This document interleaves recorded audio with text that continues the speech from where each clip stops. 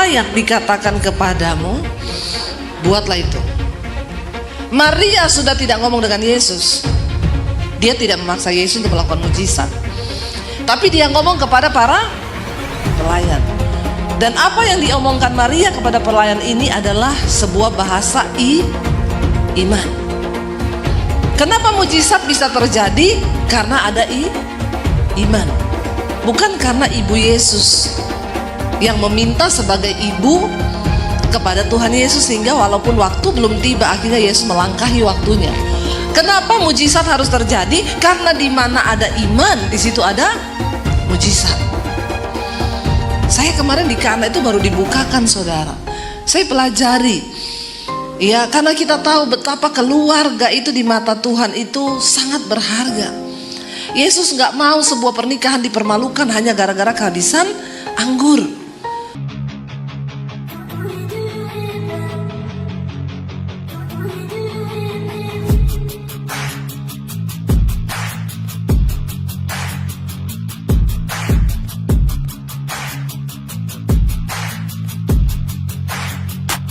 Selamat datang di channel Bela Kebenaran. Kami hadir untuk memberikan informasi opini dan atau fakta terhadap situasi yang sedang terjadi. Mari dukung channel ini dengan cara menekan tombol subscribe dan bunyikan loncengnya. Terima kasih.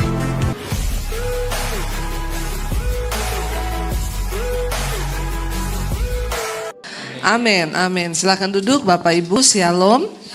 Bagaimana kabarnya hari ini? Luar biasa ya, puji Tuhan. Dan hari ini tema firman Tuhan adalah investasi yang paling berharga, yaitu apa? Keluarga. Berapa banyak yang percaya bahwa investasi yang paling berharga itu keluarga?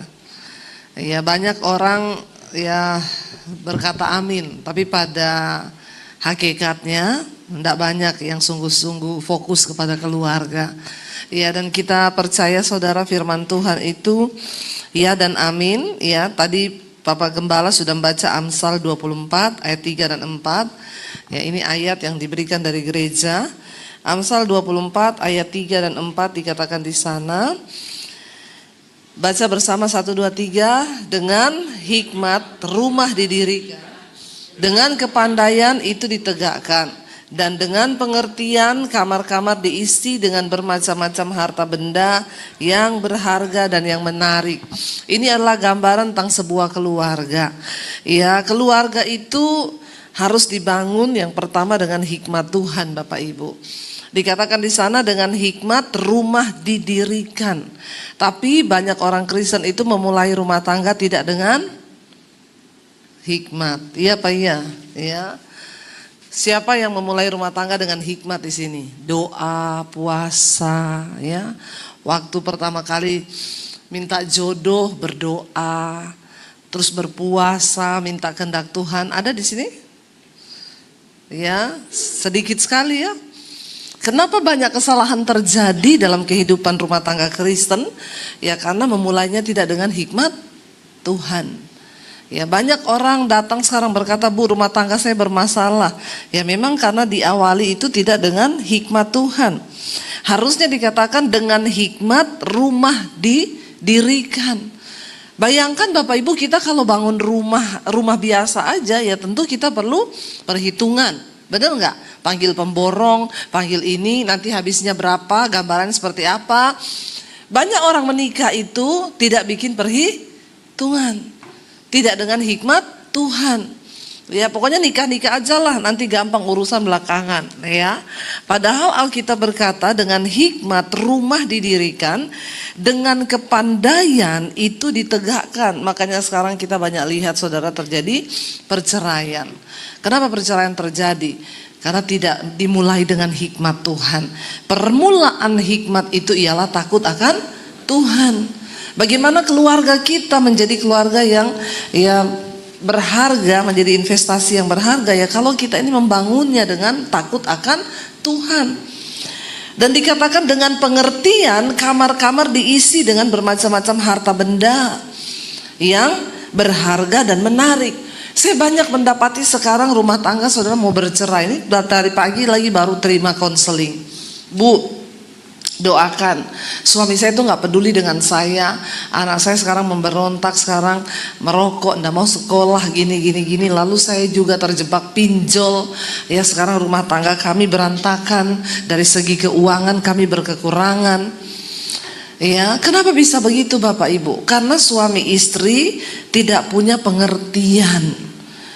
Coba kalau kita membangunnya di atas dasar takut akan Tuhan, kita dapat penghasilan berapa gitu ya. Kalau suami istri takut Tuhan, uang itu dikelola dengan baik. Amin apa amin? Ya, jangan boros, jangan gini, jangan gitu. Saya ada bantu orang saudara, dia bilang ya, udah ndak makan, anak-anaknya ndak makan. Saya transfer uang, saya bilang ini beliin sembako. Ya, supaya kamu bisa hidup layak. Kalau ada sembako itu, setidaknya anakmu ndak mati lapar. Jawabannya gini, maaf Bu, uangnya nggak saya pakai beli sembako ya. Karena anak-anak saya, kami serumah itu ndak suka makan makanan rumahan. Sukanya makan makanan restoran. Kira-kira saudara yang menabur sama orang gini gondok nggak?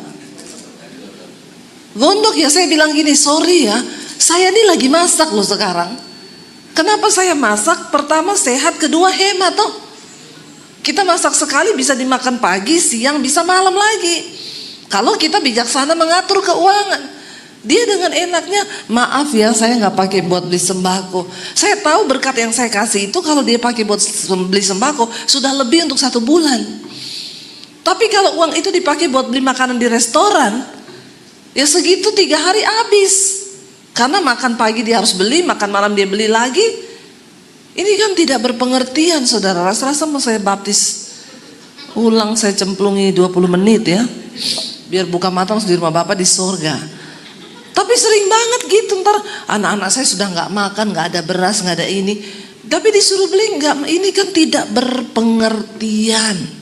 Bagaimana Tuhan bisa mempercayakan kau harta yang lebih, mengisi kamar-kamarmu dengan bermacam-macam harta benda yang berharga, yang menarik, kalau kita sendiri tidak punya hikmat dan pengertian. Ya, makanya suami istri itu harus saling mendukung, harus dua-dua takut Tuhan. Jangan mendukungnya ke arah yang negatif. Ya, udah nggak ada duit, beli motor, yang nggak ada duit, utang aja nggak apa-apa. Akhirnya terjebak dalam pinjol. Kalau sudah terjebak pinjol, ya sudah, repotin sana sini, pinjem kanan kiri, belum lagi kalau dipermalukan. Bapak Ibu, mari kita menjadikan keluarga ini sebagai investasi yang berharga di mata Tuhan. Ya, supaya kita nggak berkekurangan, supaya kita ini sungguh-sungguh menjadi berkat, rumah tangga kita menjadi kesaksian bagi orang. Saya yakin kalau suami istri bijaksana, anak-anak juga akan tumbuh dalam bijaksana, dalam takut akan Tuhan. Ya, bukan menjadi anak-anak yang rusak, yang akhirnya tidak bisa menghargai berkat Tuhan. Mari kita berdoa. Dikatakan di sana dengan hikmat rumah didirikan, dengan kepandaian itu ditegakkan, dan dengan pengertian kamar-kamar diisi dengan bermacam-macam harta benda yang berharga dan yang menarik. Kehidupan rumah tangga yang difokuskan kepada Tuhan pasti akan begini saudara. Semakin hari semakin naik, bukan semakin hari semakin turun. Kalau hari ini rumah tanggamu semakin turun, keluargamu semakin turun, coba cek. Jangan-jangan kita ini sudah tidak lagi takut akan Tuhan. Saya yakin kalau orang hidup takut Tuhan tuh pasti diberkati Tuhan kok. Amin.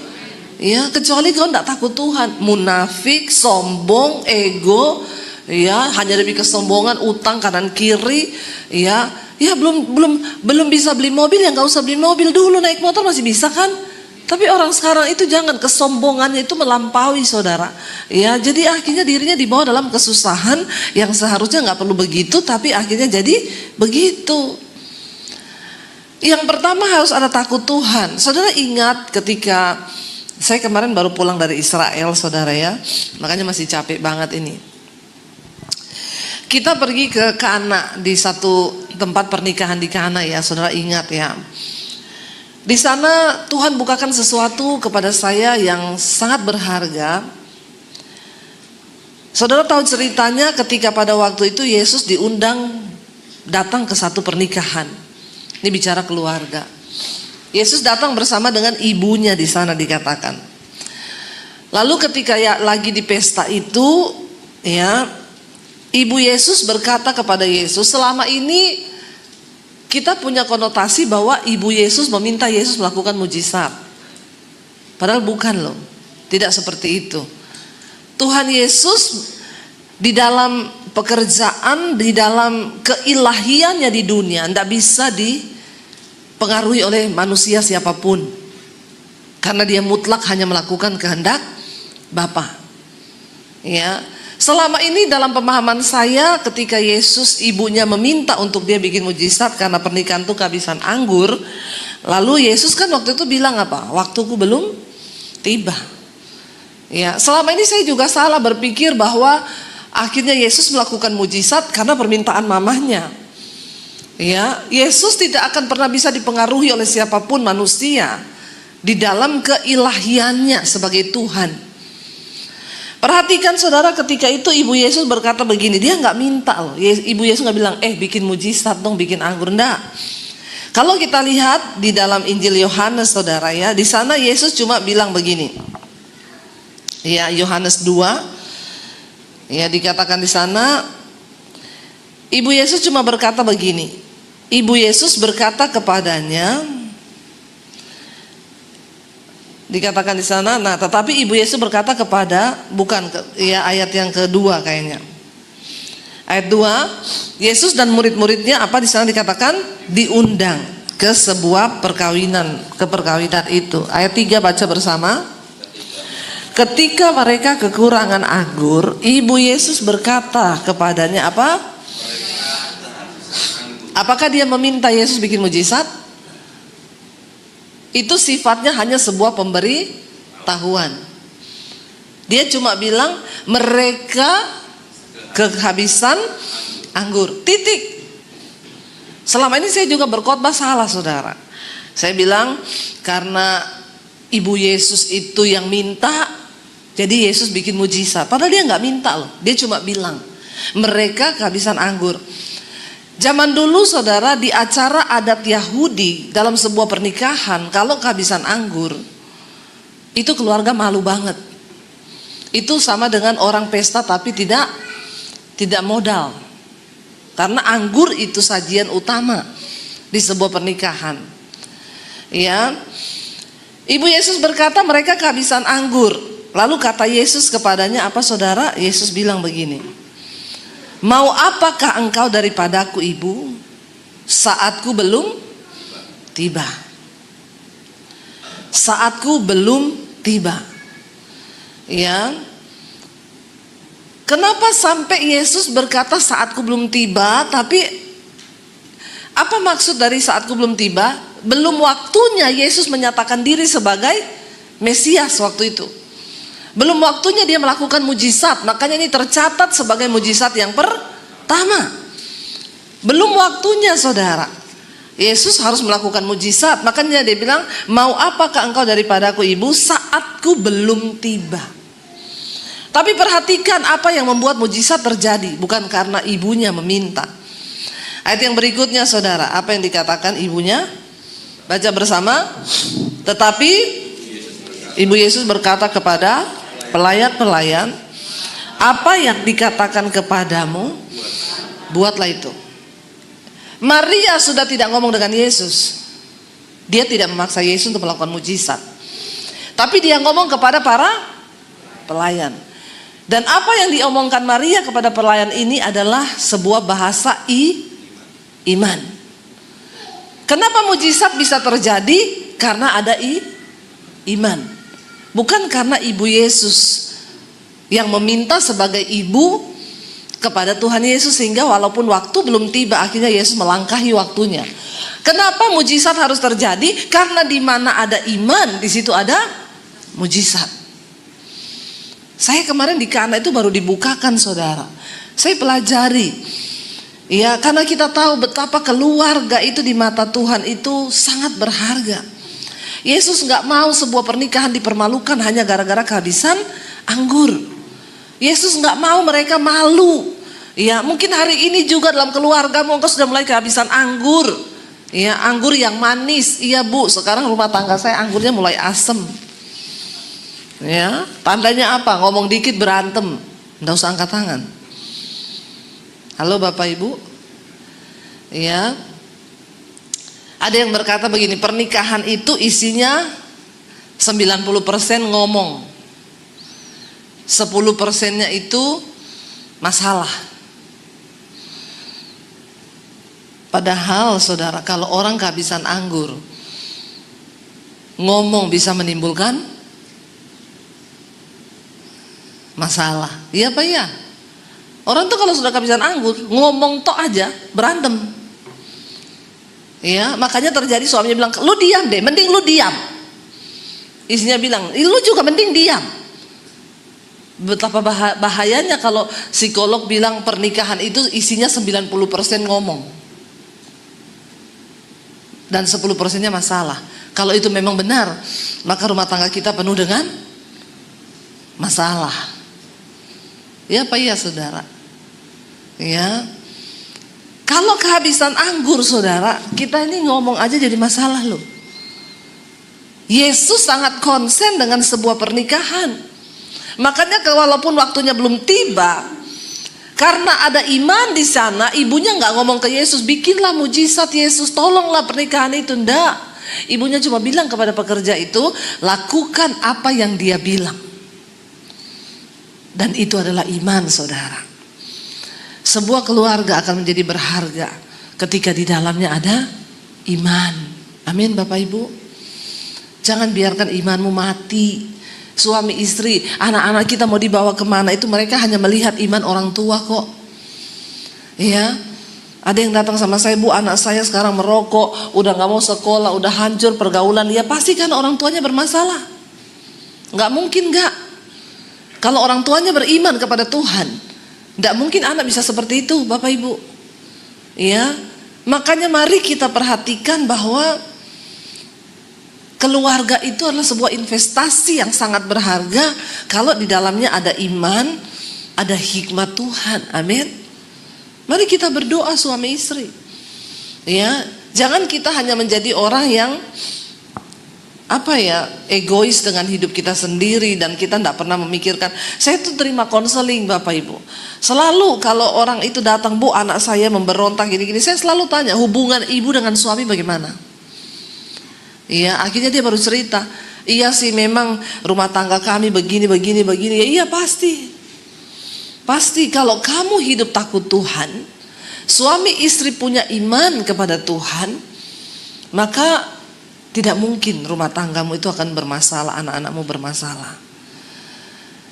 Ketika ibu Yesus berkata kepada Yesus mereka kehabisan anggur,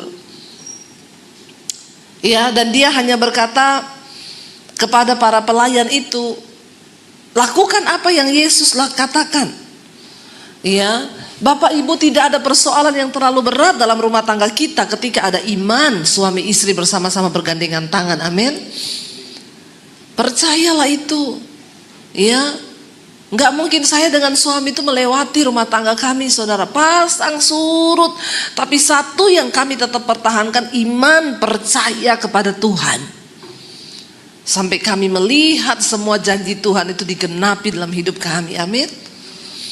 Ya, jangan coba melangkah jauh dari Tuhan. Jangan pernah hidup jauh dari Tuhan.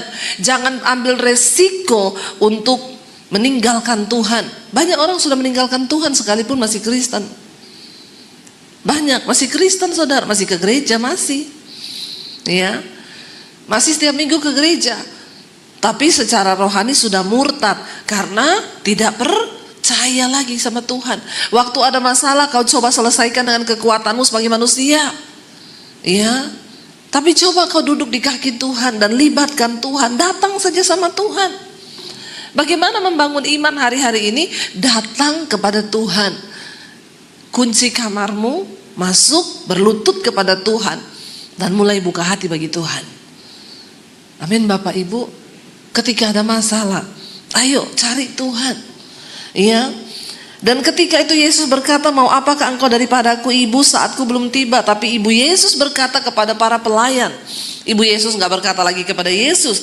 Dia berkata kepada pelayan-pelayan itu, apa yang dikatakan kepadamu, buatlah itu.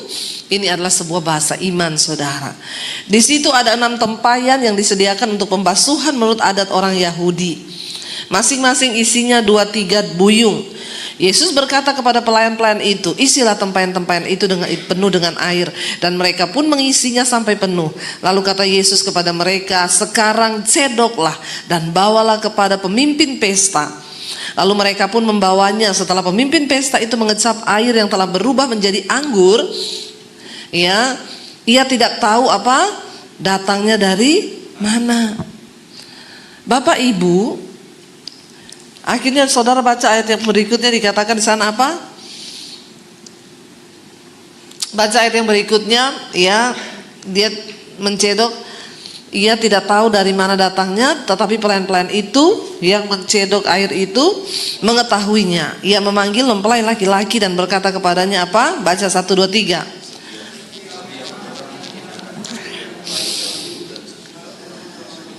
Barulah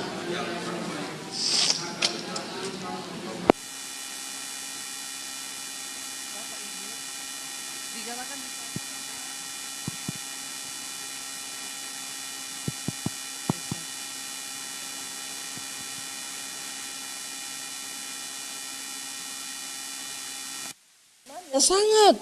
Ya, jangan percaya kalau ada hamba Tuhan yang bilang, oh enggak, mental harus mental, kamu harus ke psikiater supaya mentalmu sembuh. Ya, Alkitab berkata, Daud berkata, hai jiwaku, mengapa engkau tertekan dalam diriku? Pujilah Tuhan, hai jiwaku. Berarti mental kita dengan iman berkaitan erat.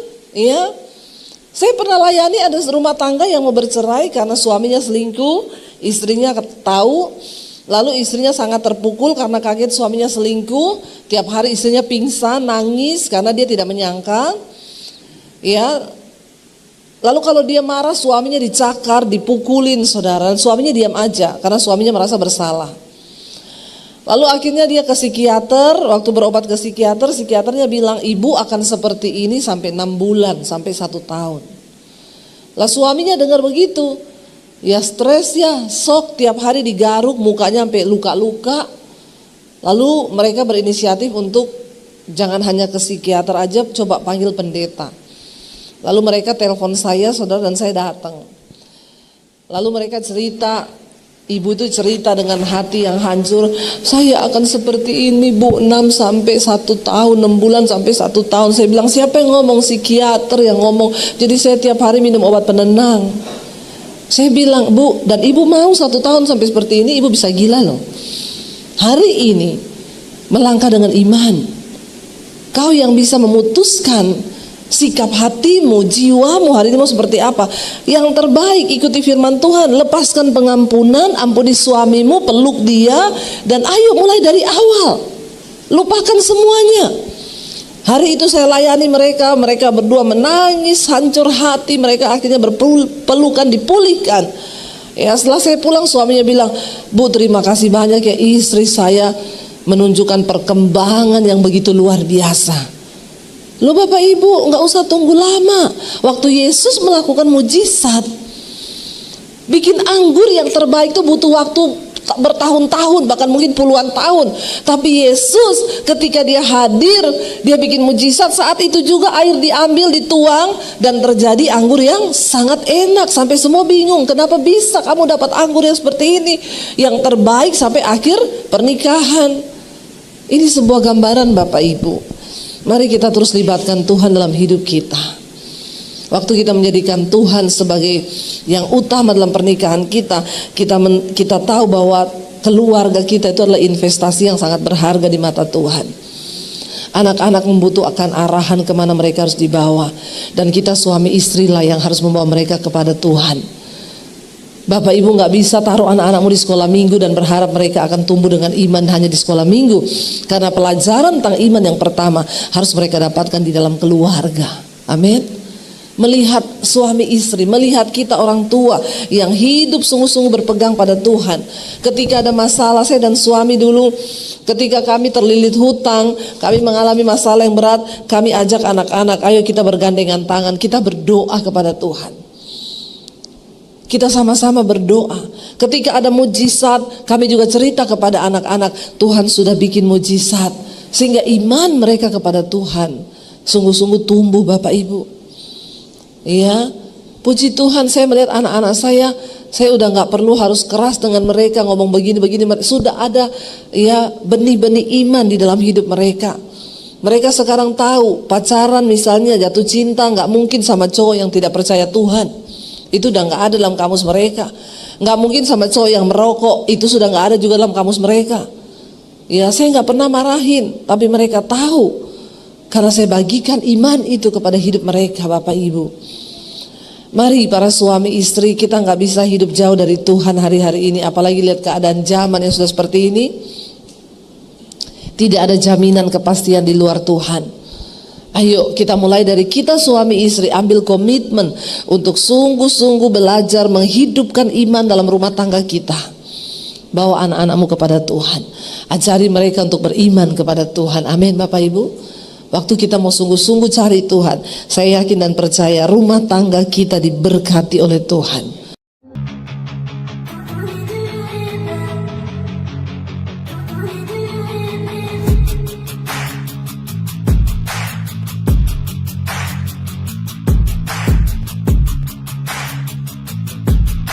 Terima kasih sahabat sudah menyaksikan tayangan kami hari ini. Tuhanlah yang membalas dan memberkati kita semua. Apabila sahabat diberkati, marilah kita dengan murah hati untuk share video ini kepada teman-teman kita yang lain, kepada grup-grup keluarga dan sebagainya. Dan jangan lupa meninggalkan komentar di bawah video ini, serta menekan tombol subscribe video kami, sehingga sahabat tidak ketinggalan video-video terbaru dari kami. Terima kasih, Tuhan Yesus memberkati kita semua. Dan dengarkanlah firman Tuhan singkat ini. Mintalah maka akan diberikan kepadamu. Carilah maka kamu akan mendapat. Ketuklah maka pintu akan dibukakan bagimu. Kita harus melakukan sesuatu sampai sesuatu itu akan terwujud atas hidup kita. Minta, cari dan ketuklah maka Tuhan pasti membukakan pintu. Lukas 18 ayat 1. Yesus mengatakan suatu perumpamaan kepada mereka untuk menegaskan bahwa mereka harus selalu berdoa dengan tidak jemu-jemu. Kita berdoa dengan tidak jemu-jemu. Terus minta maka pasti akan diberikan. Tuhan Yesus berkata, karena itu aku berkata kepadamu, apa saja yang engkau inginkan ketika engkau berdoa, percayalah bahwa engkau telah menerimanya dan engkau akan memilikinya. Amini ayat firman Tuhan ini, bahwa Tuhan pasti memberikan segala sesuatu yang kita butuhkan. Semoga Allah, sumber pengharapan, memenuhi kamu dengan segala sukacita dan damai sejahtera dalam iman kamu, supaya oleh kekuatan Roh Kudus kamu berlimpah-limpah dalam pengharapan. Terima kasih. Apabila sahabat ada komentar dan pendapat yang lain terhadap video hari ini, boleh tuliskan komentarnya, pendapatnya di kolom komentar di bawah video ini, sehingga kita boleh diskusi di sana.